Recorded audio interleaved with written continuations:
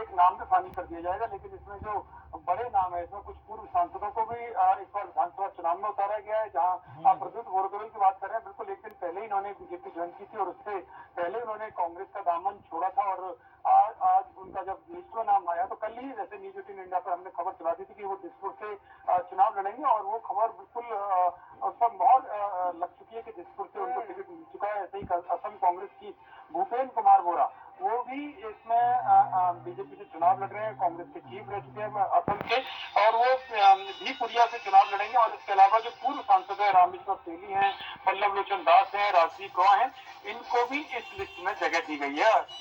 बहुत शुक्रिया यतीन आपका, ये तमाम जानकारी हम तक पहुंचाने के लिए। खबर पर मोहर लगी और आज चुनावी मैदान में प्रद्युत बोरदोलोई भी और 88 उम्मीदवारों के नामों का ऐलान। तो बीजेपी नेता शुभेंदु अधिकारी ने सीएम ममता को अब खुला चैलेंज दे दिया है और कहा कि पिछली बार हराया था, इस बार भी हराऊंगा। इस बार भवानीपुर से ममता का हारना तय है, ये शुभेंदु अधिकारी की तरफ से कहा गया। बता दें कि शुभेंदु अधिकारी 2 सीट पर इस बार चुनावी मैदान में है, नंदीग्राम और भवानीपुर। हालांकि इस बार नंदीग्राम से ममता चुनावी मैदान में नहीं है, भवानीपुर से है, और यहां भी खुली चुनौती शुभेंदु अधिकारी की तरफ से। ये लड़ाई बहुत ही रोचक है। ये लड़ाई ममता बनर्जी वर्सेस शुभेंदु अधिकारी है। एक तरफ हम देख सकते हैं कि शुभेंदु अधिकारी है, दूसरी तरफ तृणमूल का भी कुछ फ्लैग लेके उनके सपोर्टर्स हैं। शुभेंदु अधिकारी और पहली बार यहाँ पे उतरा है, तो बहुत ही रोचक ये जो लड़ाई है वो देखने को मिलेगा। शुभेंदु अधिकारी भवानीपुर में देख सकते हैं कि दूसरी तरफ तृणमूल भी अपना फ्लैग दिखा रहे हैं, उनके जो समर्थक हैं, तो देख सकते हैं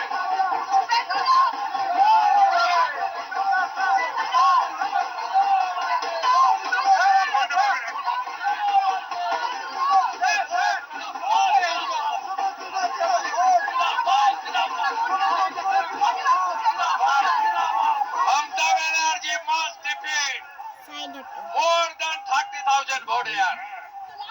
I am confident.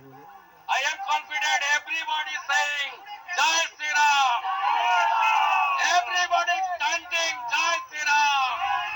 माँ काली की जय, काली घाट की जय, माँ दुर्गा जी।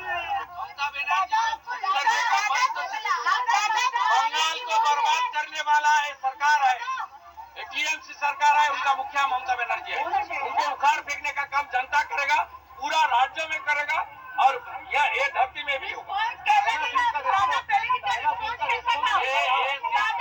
जीतेगा, शुभेंदु अधिकारी जीतेगा, 25,000 से ज्यादा मार्जिन होगा, मान के चलिए। बड़ी जानकारी इस बीच, जहां मिजोरम म्यांमार बॉर्डर से 7 विदेशी गिरफ्तार किए गए नागरिकों की जांच में बड़ा खुलासा हुआ। सुरक्षा एजेंसी के मुताबिक ये सभी भारत के खिलाफ एक बड़ी साजिश रच रहे थे और देश को आतंकी गतिविधियों के लिए ट्रांजिट पॉइंट बनाने की तैयारी में थे। और इसी मामले में अमेरिकी ऑपरेटिव मैथ्यू वैन डाइक की गिरफ्तारी के बाद और भी ज्यादा अहम सुराग मिले हैं। हिटमैन नाम से मशहूर वैन डाइक के सोशल मीडिया और मोबाइल की जांच में कई चौंकाने वाली रिकॉर्डिंग्स और नोट्स सामने आए हैं, जिससे उसके नेटवर्क और इसके साथ ही साथ ट्रेनिंग मॉड्यूल को लेकर भी कई नई जानकारी प्राप्त हुई है। ये जानकारी ज्यादा जानकारी लेंगे मेरे सहयोगी अमित पांडे हमारे साथ जुड़ गए हैं। अमित, 7 विदेशी नागरिकों की गिरफ्तारी, लेकिन उसमें सबसे महत्वपूर्ण बात, एक हिटमैन जिसको लेके कई खुलासे हो रहे हैं चौंकाने वाले। देखिए, मैथ्यू वांडाई इस पूरे जो सब मॉड्यूल का है वह एक अहम कड़ी है और उसकी सरपरस्ती में ही विदेशी नागरिकों की संलिप्तता से भारत को एक महत्वपूर्ण ट्रांजिट पॉइंट बनाने की कोशिश की जा रही थी। मतलब कि भारत की धरती पर इन लोगों को लाना और यहाँ से फिर गैर कानूनी गतिविधि को अंजाम देना, मसलन कि भारत के लोगों को युद्ध के लिए भड़काना, अलगाववादी जो संगठन है सक्रिय है भारत की सीमा पर, उनको सक्रिय करना, उनको सपोर्ट करना, और तीसरी अहम चीज है कि ड्रोन हमले से भारत की शांति व्यवस्था को भंग करना। तो ये एक अहम साजिश रची जा रही थी और मैथ्यू वांडाई की सरपरस्ती में अभी तक इस मामले में 7 लोगों को गिरफ्तार किया जा चुका है, जो कि 1 अमेरिकी और 6 यूक्रेनी। लेकिन अभी करीब 15 से 16 इस पूरे मॉड्यूल में और लोग हैं जिनकी गिरफ्तारी के लिए एनआईए की टीम है लगातार दबिश दे रही है और खुद एनआईए की टीम दिल्ली से वहां पर पहुंची है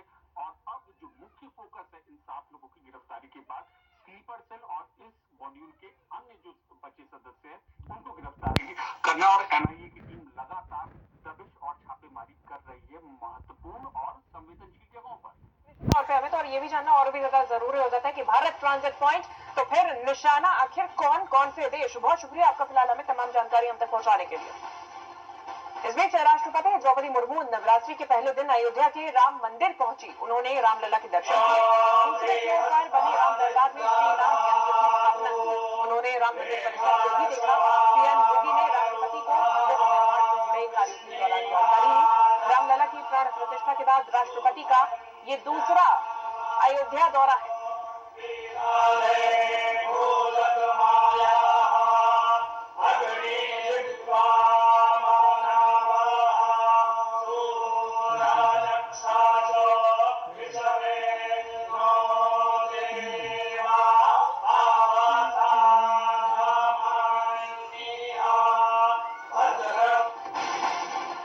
जानकारी जेडीयू विधायक अनंत सिंह को पटना हाईकोर्ट से बेल मिल गई। कल या परसों तक उनके बाहर आने की संभावना है। दुलार चंद यादव हत्या मामले में अनंत सिंह को जमानत दी गई है।